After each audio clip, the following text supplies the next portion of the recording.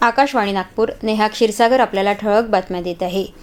प्रत्येकानं स्वतःची आणि आपल्या कुटुंबाची काळजी घ्या. आपल्याला जलसंचय करायचाच आहे. पावसाच्या पाण्याचा एक एक थेंब आपल्याला वाचवायचा आहे. कॅच द रेन हे अभियान आपल्याला अजिबात ढिलं पडू द्यायचं नाही.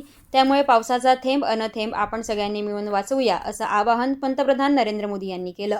मन की बातच्या 135व्या भागात त्यांनी देशवासियांशी संवाद साधला.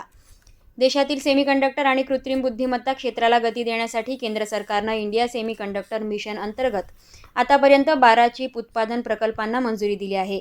या प्रकल्पांमध्ये सुमारे 1.64 लाख कोटी रुपयांच्या गुंतवणुकीची योजना असून देशात अत्याधुनिक इलेक्ट्रॉनिक उत्पादन उद्योग उभारण्यासाठी ही मोठी झेप मानली जात आहे.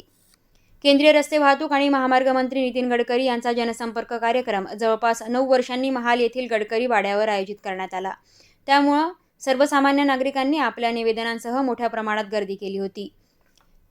अमरावती ग्रामीण पोलिसांनी अवैध धंद्यांविरोधात सुरू केलेल्या मोहिमेत शिरजगाव कसबा पोलिसांनी मोठी कारवाई करत जुगार अड्ड्यावर धाड टाकली.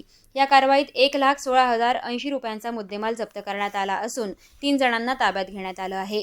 साकोली तालुक्यासह नवेगाव नागझिरा व्याघ्र प्रकल्पालगतच्या गावांमध्ये गेल्या 4 महिन्यांपासून भीतीचे सावट निर्माण करणाऱ्या T27 या लंगड्या वाघिणीला अखेर उमरझरी परिसरात जेरबंद करण्यात वन विभागाला यश आलं आहे.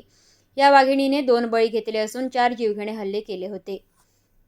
ऑस्ट्रेलियामध्ये 16 वर्षांखालच्या मुलांसाठी समाज माध्यमांवर बंदी घातल्यानंतर काही कंपन्या त्यांची अंमलबजावणी नीटपणे करत नसल्याचं उघड झालं असून ऑस्ट्रेलियाचे पंतप्रधान अँथनी अल्बानीज यांनी अशा कंपन्यांवर दुप्पट दंड आकारण्याचा इशारा दिला आहे.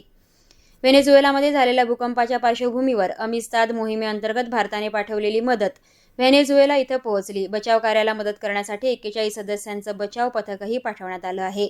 दरम्यान व्हेनेझुएलामध्ये आजही सकाळी अराग्वा किनाऱ्याजवळ भूकंपाचा धक्का जाणवला.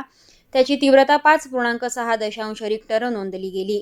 जपानमध्येही आज सकाळी पुन्हा एकदा भूकंपाचे धक्के जाणवले. या भूकंपाची तीव्रता रिक्टर स्केलवर 6.1 इतकी होती. याबरोबरच हे बातमीपत्र संपलं. यापुढील बातमीपत्र रात्री 8:42 प्रसारित होईल. नमस्कार.